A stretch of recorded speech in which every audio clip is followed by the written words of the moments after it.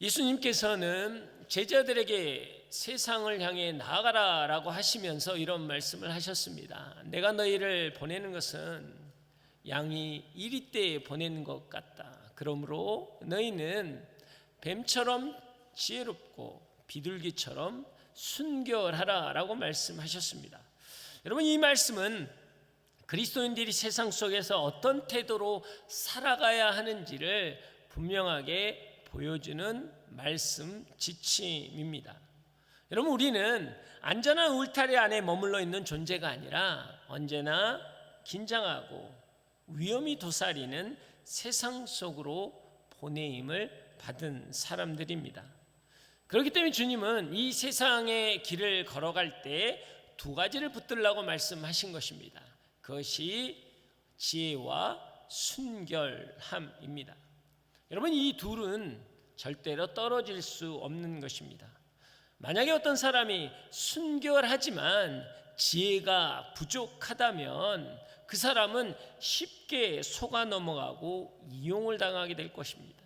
그리고 선을 이루지 못하고 지키지 못하는 무기력함에 무너질 수밖에 없을 것입니다. 그래서 사도 바울은 마귀의 관계를 알지 못하면 너희는 무너질 것이다. 그래서 조심하라 라고 말씀을 하셨죠. 여러분, 반대로 지혜만 있고 순결함이 부족하다면 그 지혜는 교활함으로 바뀔 수 있다는 것입니다. 마치 아합 왕이 자기 왕궁 앞에 너무나 멋진 포도원이 있었어요. 그 포도원은 나봇의 포도원이었어요. 너무 갖고 싶었습니다. 그리고 거기에 멋진 채소밭을 만들려고 했죠. 그래서 그것을 팔려고 했는데 나봇이 그럽니다. 이것은 조상들로부터 받은 것이기 때문에 이건 기업이다, 팔 수가 없다라고 강력하게 노라고 합니다. 그러자 아합 왕이 근심하며 식음을 전폐합니다. 그때 이세벨이 아니 왕이여 왜 그렇게 바보스럽게 있느냐라고 하면서 지혜를 내는 거예요. 어떤 내 지혜를 냈냐면 거짓 증인들을 세워가지고 나봇이 하나님과 왕을 저주했다라고 이야기합니다. 그래서 돌로 쳐서 나봇을 죽이고 나봇의 포도원을 빼앗습니다. 이것은 그들은 지혜라고 이야기합니다. 그러나 이것은 지혜가 아니고 계략이고 교활함이죠.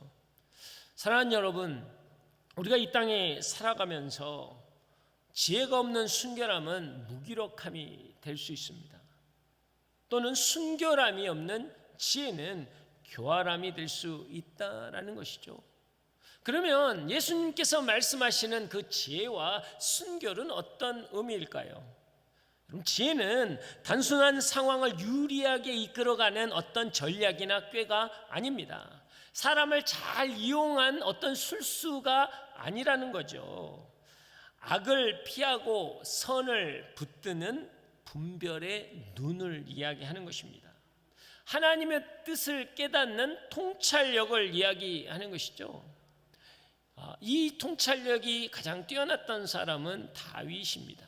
다윗이 너무나 억울하게 사울에게 쫓겨다닐 때 사울을 2번 죽일 수 있었어요.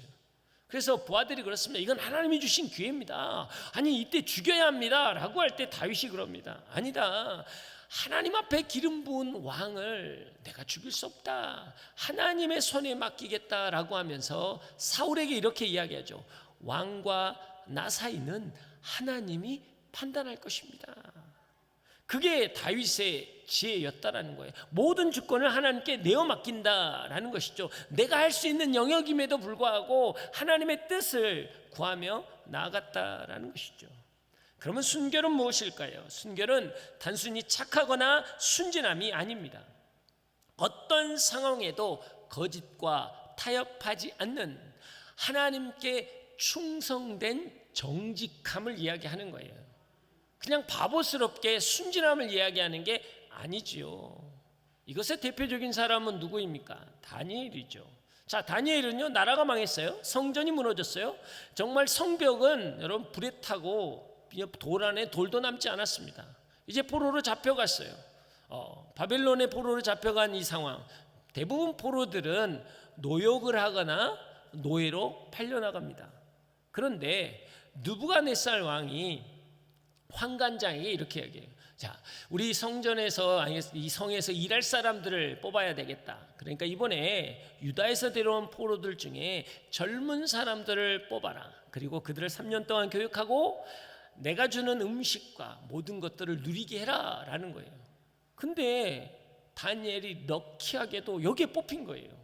노역을 안 해도 돼요. 종으로 팔려가지 않아도 돼요. 지금 이 상황은 어떤 상황이에요? 잘 보여야 하는 상황이거든요. 근데 다니엘은 그렇게 이야기합니다. 아닙니다. 아무리 산에 진미가 있고 왕이 하사한 거라고 할지라도 나는 우상에게 바쳐진 것은 먹지 않겠습니다 라고 과감히 거절하고 물과 야채만 먹죠. 그러나 그의 얼굴이 빛났다라는 겁니다. 여러분, 이게 순결함이라는 거예요. 우리는 세상 속에 보냄을 받고 세상 속에 살아가야 합니다. 이리때가 가득한 세상 속에 살아갈 때 우리는 어떻게 해야 하느냐? 바로 뱀처럼 지혜롭고 비둘기처럼 순결해야 하는 것입니다. 자, 여호수아를 한번 보면, 여호수아는 우리가 지금 이 말씀들을 묵상하면서 중요한 키워드들이 되게 많았어요. 이스라엘 백성들이 지금 여리고성을 점령했고 아이성을 점령했습니다. 이 기세를 몰아서 계속 전쟁을 해야 되는데 갑자기 방향을 틀어서 세겜 근처에 있는 에발산과 그리심산에 가서 하나님의 언약을 갱신했단 말이죠. 너무나 기특한 일이었습니다. 그들은 전쟁 중에 이 승세를 몰아서 더 큰 승리를 이루기 전에 여호와 하나님 앞에 멈춰서 마치 이 비둘기처럼 순결함으로 하나님 앞에 순종함으로 나아갔단 말이죠. 그런데 이 순결함으로 나아온 순간에 어떤 사건이 하나 생깁니다. 이제 바로 너희는 영적인 지혜로움을 가져야 한다라는 사건이 생기죠. 그 사건은 뭐냐면, 자, 이스라엘이 지금 길갈에서 진을 치고 있단 말이에요. 근데 거기에서 한 40km 정도 떨어진 곳에 기브온이라는 족속이 살았다고. 거기는 장정이 빨리 가면 하루길입니다. 굉장히 가까운 거리예요. 근데 그들이 짝 옷을 갈아입고 속임수를 가지고 나옵니다. 우리는 저 먼 곳에서 왔습니다. 먼 나라에서 왔는데, 자 보십시오. 지금 우리 옷도 다 해졌습니다. 당신들을 주려고 가져왔던 것들을 이렇게 곰팡이가 쓸고 말라 비틀었습니다. 샌들은 다 헤어져서 덧대고 신습니다 라고 이야기를 하는 거예요. 자, 지금 이런 상황, 이스라엘은 순결함 앞에 나와 있었지만 이제 하나님의 지혜를 구해야 할 타임이라는 거예요. 사랑하는 여러분, 우리도 그렇습니다. 우리가 아침을 시작하면서 큐티하고 기도를 시작합니다. 하나님 앞에 순결함으로 나아가겠다고 결단하지만, 여러분, 삶의 순간순간들은 내가 결정하고 내가 선택해야 되는 지혜가 필요한 순간들이 오죠. 그때 우리는 단순히 그냥 기도했으니까, 큐티했으니까 라고 멈춰 서 있으면 안 되는 거예요. 여호와 하나님의 지혜를 구해야 한다라는 것이죠. 저는 그 은혜가 여러분 가운데 있길 주의 이름으로 축복합니다. 자, 7절을 한번 보겠습니다. 7절 다 함께 읽겠습니다. 시작. 이스라엘 사람들이 이 사람들에게 말했습니다. 당신들은 우리 가까이에 사는 것 같은데 우리가 어떻게 당신들과 죄악을 맺겠습니까? 자, 왜 이스라엘 백성들이 지금 이 이야기를 하는지 여러분이 알아야 돼요. 이것은 이스라엘 백성들이 처음 가나안을 들어오기 전 하나님께서 명령하신 말씀이 있었기 때문입니다. 출애굽기 23장과 신명기 7장에 보면 하나님이 뭐라고 말씀하셨냐면, 그 땅의 족속들과 언약을 맺지 마라. 그들의 신과 화친하지 마라. 너희는 그들을 진멸하고 그들과 어떤 관계도 맺지 마라 라고 이야기하는 거예요. 그렇기 때문에 지금 이 기브온 족속의 접근은 하나님의 말씀을 기억하고 순종할 것이냐, 아니면 우리가 눈에 보이는 상황과 느껴지는 감정을 선택할 것이냐의 지혜가 필요한 자리라는 것입니다. 저는 그런데 조금 이 내용을 좀 다른 각도로 여러분하고 좀 나눠보기를 원합니다. 여러분의 신앙생활 하면서 꼭 한 번쯤은 짚고 넘어가야 할 일이 있습니다. 뭐냐면, 제가 많은 넌 크리스찬들을 전도하면서 특별히 좀 성경을 좀 안다라는 분들을 전도할 때 이런 질문을 합니다. 뭐냐면 여리고성 전투의 질문이에요. 아니, 하나님은 사랑이라면서, 근데 남녀노소 다 죽여? 여인이 임신했는데 그 여인도 죽여? 어린 갓난아이를 안고 있는데 그 아이도 죽여? 이게 무슨 사랑의 신이야? 이건 말도 안 되는 거 아니야? 또 더 나아가서 이런 이야기도 합니다. 아니, 자기 백성들 땅 주려고 이미 살고 있는 원주민들 다 쫓아내? 이게 무슨 공평이야? 너무 불공평한 거 아니야? 라고 이야기를 합니다. 할렐루야. 여기서 설득당하시면 안 돼요. 그러네. 네, 약간의 당황스러움이 있습니다. 지금 여러분 눈빛 보니까 맞는 것 같은데 라는. 할렐루야. 네. 성경을 성경으로 항상 보셔야 돼요. 오늘 성경은 무엇을 이야기하냐면, 하나님이 이 가나안 전쟁은 정복 전쟁이 아니고 하나님의 거룩함에 대한 심판이라고 이야기하는 거예요. 여러분, 하나님의 심판은요, 공의만 있을 뿐이에요. 자비가 있지 않습니다. 여러분, 이걸 착각하면 안 돼요. 제가 청년 사역들을 하면서 되게 이 이야기를 하면 불편한 사람들이 많아요. 성소유자에 대한 부분. 아니, 그들도 나름대로 자기가 뭐 하고 싶지만 안 돼서 하는 건데 자비와 긍휼이 필요하지 않냐? 맞아요. 그러나 문제는요, 이거는 자비와 긍휼의 개념이 아니라 죄에 대한 하나님의 심판은요, 공의에 대한 개념이기 때문에 우리 교회는 그걸 타협할 수 없는 거예요. 그분들이 교회에 오는 걸 막겠다는 게 아니고, 그 죄에 대해서는요, 하나님은 용납하지 않으십니다. 여러분, 우리가 요한계시록을 바라보지만 7 인을 떼고 7 나팔을 불고 7 대접이 부어질 때 3분의 1이 죽고 물이 그들의 피가 강수처럼 흘러간다고 하잖아요. 어디에도 여러분 긍휼은 없어요. 어디에도 자비는 없어요. 왜? 심판에는 그게 안 되는 거예요. 그건 타협할 수 있는 게 아니라는 거죠. 사랑하는 여러분, 죄는 타협의 대상이 되지 않습니다. 여러분 믿으십니까? 어떤 경우에도 가나안은 지금 정복을만 위한 것이 아니라 하나님의 심판을 위한 것이라는 거예요. 왜? 이건 성경을 봐야 돼요. 성경으로 돌아가면 아브라함에게 처음 이 가나안 땅을 이야기할 때 그렇습니다. 자, 너희 자손들은 애굽에 있을 건데 4대 후에 가나안 땅에 돌아갈 것이다. 왜냐하면 그 땅, 가나안 땅의 아모리 족속의 죄가 아직 차지 않았기 때문에 심판의 때가 아니라고 말씀하세요. 자, 하나님의 백성에겐 가나안이 약속의 땅이지만 가나안을 향한 하나님은요, 심판을 지금 이야기하는 거예요. 너희 죄가 너무나 가득하다라는 거예요. 자, 이게 왜 그러냐면요, 애굽은 어떤 문화가 있었냐면, 애굽은요, 수간하는 문화가 있습니다. 짐승과 성관계를 하는 문화가 애굽 문화예요.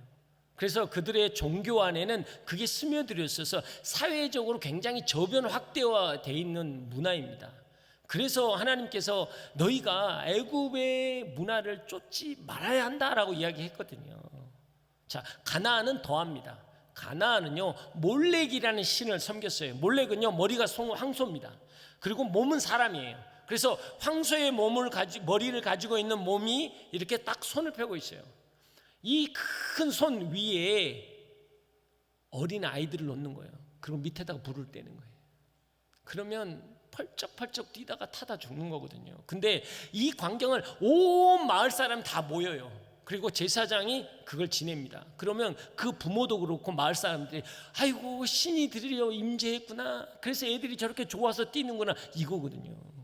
그래서 성경의 하나님은요, 내가 이걸 가장 싫어한다. 몰렉에게 자녀를 바친 사람은 반드시 죽여야 한다라는 게 성경이에요. 자, 또 그 위쪽에 메소포타미아 문명은요, 동성연애가 굉장히 강했습니다. 그게 가장 대표적인 도시가 어디였냐면 소돔과 고모라입니다. 우리가 아는 것처럼 뭐예요? 하나님의 천사 둘이 롯을 방문했을 때 어떻게 합니까? 길거리에 있던 사람들, 저 이방인 저 데리고 나와, 우리가 그들과 관계를 맺겠다라고 한 거거든요. 동성연애가 그냥 만연했어요. 근데 문제는요, 가나안이 교통의 중심지로 양쪽에 다 몰려 있거든요. 가나안은요, 이 모든 것의 종합 세트였어요. 감당하기 어려운 땅이거든요. 그래서 하나님이 너무너무 안타까우면서 하나님의 심판의 칼을 든 거예요. 그러면서 이스라엘 백성에게도 너희는 거룩함 가운데 구별돼야 한다라고 이야기하신 것입니다. 이걸 우리는 알아야 돼요. 자, 보세요. 유다가 바벨론에게 망하잖아요. 철저하게 부서집니다. 근데요, 하박국도 그거는 감당이 안 돼서, 하나님 어떻게 우리 같은 선한 백성이 저 악한 이방인에게 당해야 됩니까? 라고 이야기하거든요. 굉장히 뻔뻔스러운 이야기거든요. 어떤 한 상황적으로 보면요, 바벨론 대제국이에요. 대제국의 힘에 올리에서 조그마한 나라가 그냥 무너지는 거예요. 그러나 하나님은 그걸 이야기하는 게 아닙니다. 이것은 하나님의 심판이었거든요. 너무나 안타까운 하나님의 심판이었다고요. 왜냐하면 이스라엘은요, 단 한 번도 하나님을 섬기지 않는 적은 없어요.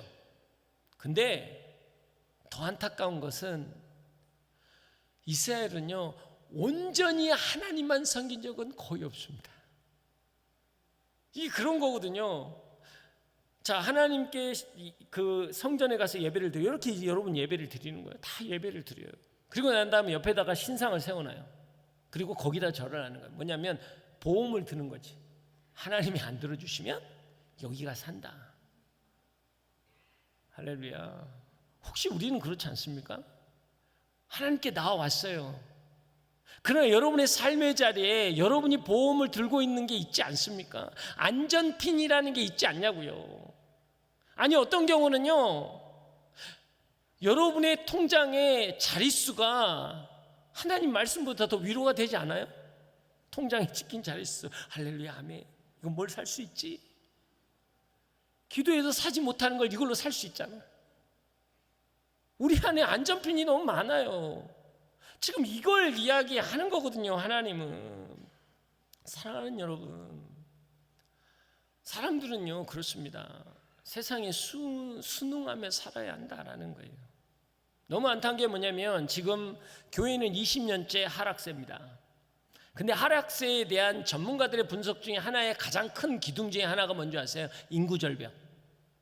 인원이 줄기 때문에 어쩔 수 없다. 시대가 너무 바뀌었다. 어쩔 수 없다. 라고 이야기합니다.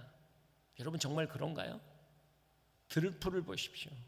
들풀은요, 그 황량한 벌판에 씨앗이 하나 떨어지고 누구도 가꾸지 않고 누구도 물을 주지 않지만 그 척박한 땅에 뿌리를 내리기 시작하면요, 어느 순간에 온 들판이 풀밭입니다. 할렐루야. 이게 생명력이거든요. 여러분도 보시잖아요. 여러분 집 앞에 비가 오고 나면 풍성해진 풀을 보고 오지 않으셨습니까? 할렐루야. 그럼 뭐야? 하나님, 이놈 풀들이 이렇게 그냥 잘만 자라네, 이러고 오셨으면 이게 영적이지 않는 거예요. 이게 영적인 사람은 뭐냐면 로마서 1장 20절을 딱 기억해야 돼. 창세로부터 하나님의 보이지 않는 신성과 능력을 모든 자연 만물 가운데 보여주었으니 너가 그것을 보고 핑계치 못하리라. 여러분, 이게 생명력이란 말이에요. 우리가 가지고 있는 복음의 생명력은 내 안에 들어오면 마치 그 들풀처럼 여러분 놀라운 역사를 일으킨다라는 거예요.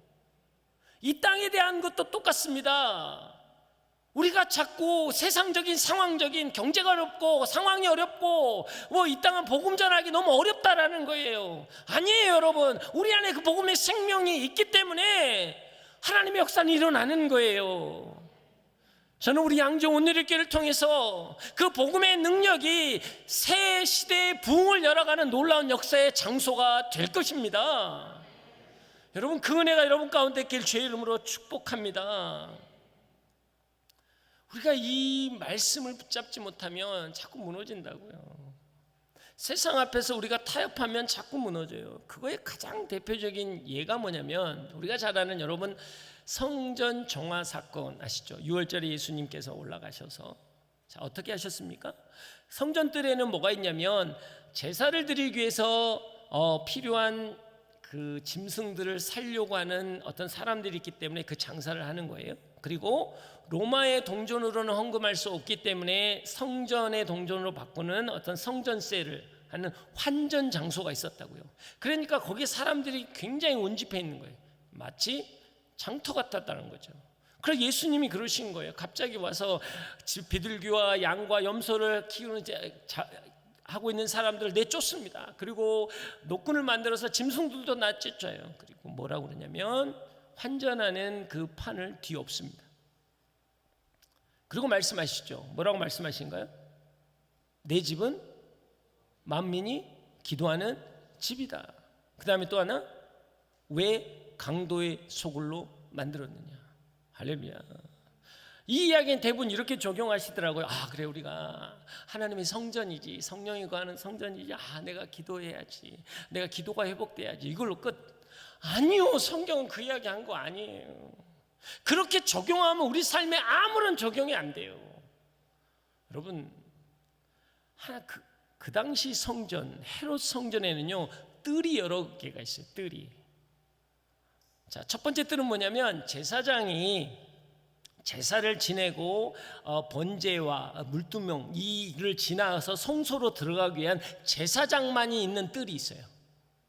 그리고 그 뜰 바로 다음이 무슨 뜰이냐면 유대인 남자들만 들어가서 그 제사를 가까이서 볼 수 있는 유대인의 남자들의 뜰이 있습니다.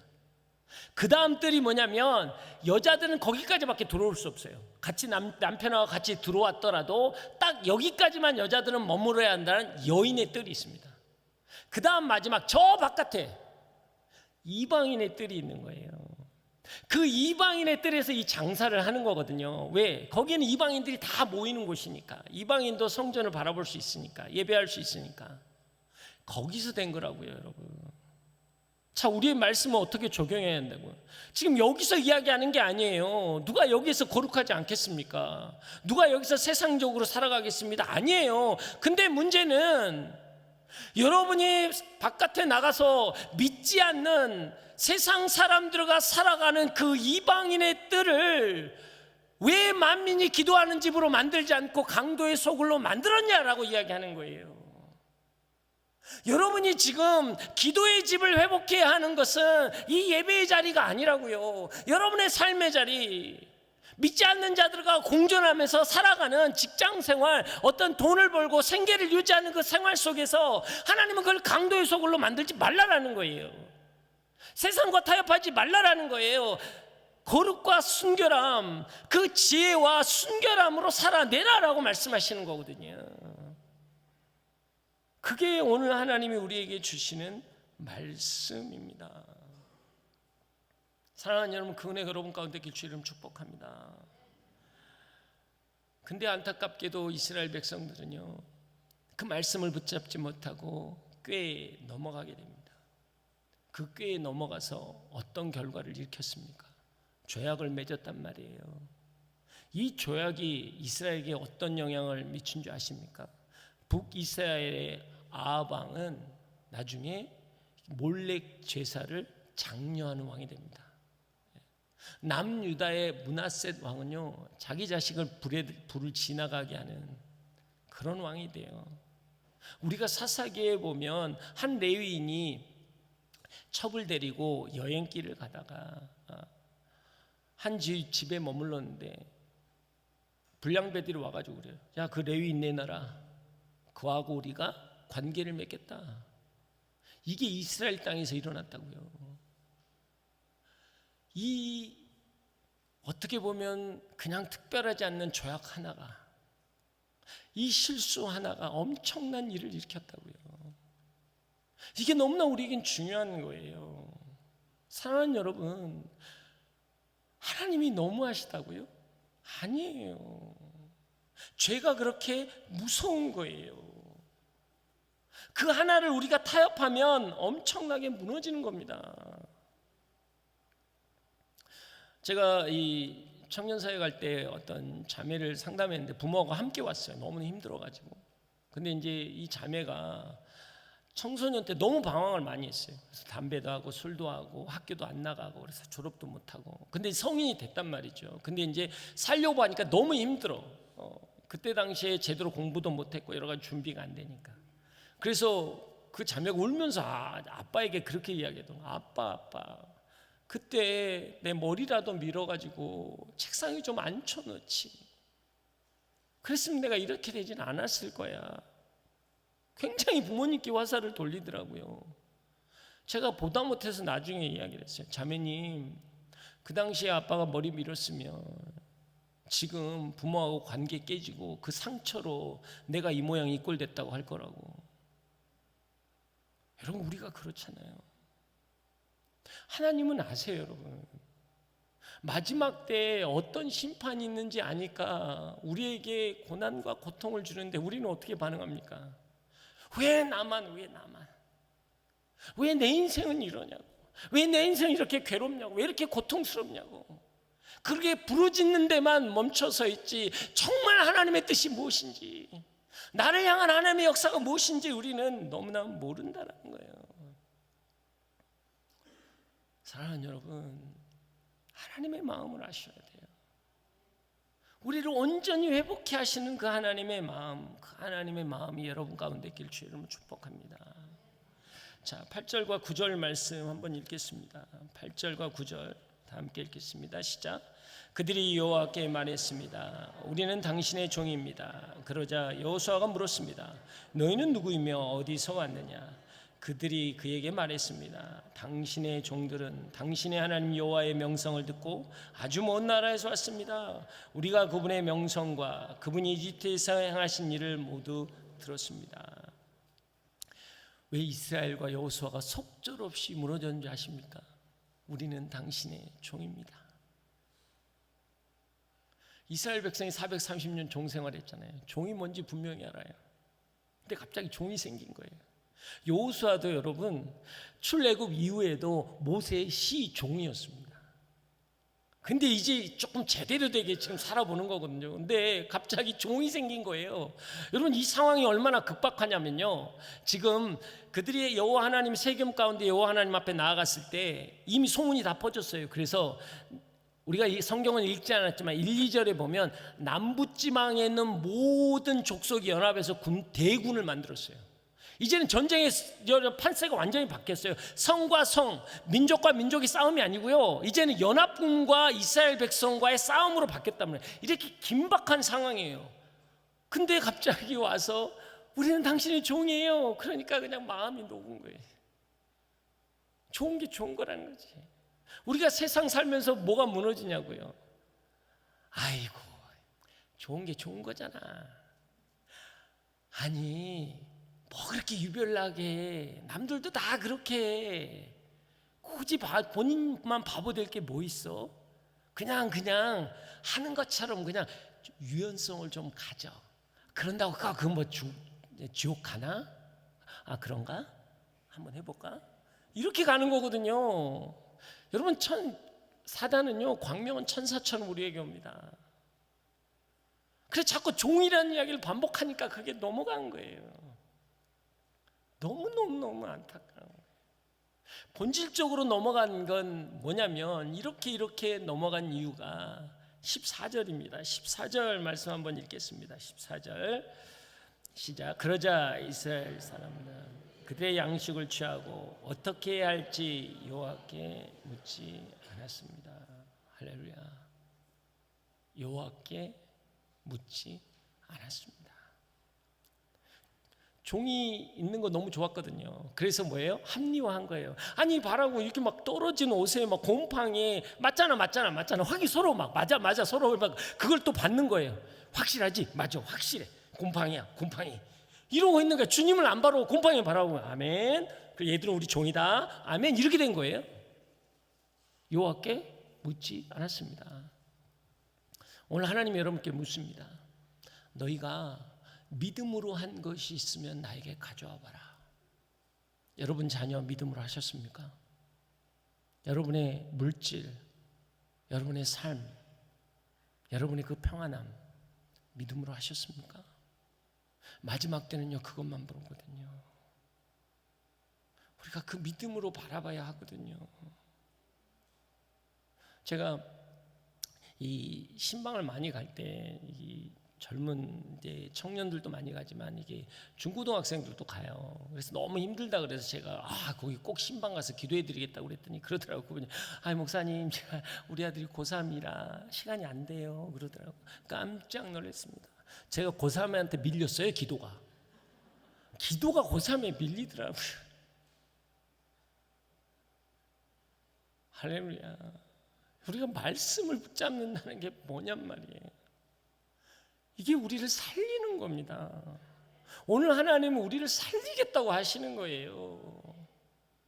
근데 그것을 놓쳐버리면 여러분 다 끝나는 겁니다. 우리 삶에서 습관처럼 하나님께 묻지 않고 살아가는 분들이 계십니까? 사랑하는 여러분, 지혜롭고 순결함은 완료형이 아니라 진행형입니다. 오늘 했다고 해서 내일 멈추는 게 아니에요. 오늘 기도했다고 해서 내일 멈추는 게 아니에요. 어제 말씀을 들었다고 해서 오늘 멈추는 게 아닙니다. 우리는 계속적으로 그 말씀을 붙잡고 나아가야 합니다. 그래야 영적인 승리를 갖게 되는 거예요. 이 죄악된 세상 가운데 우리가 이길 수 있는 것은 오직 말씀입니다. 그 은혜가 여러분을 살리길 주의 이름으로 축복합니다.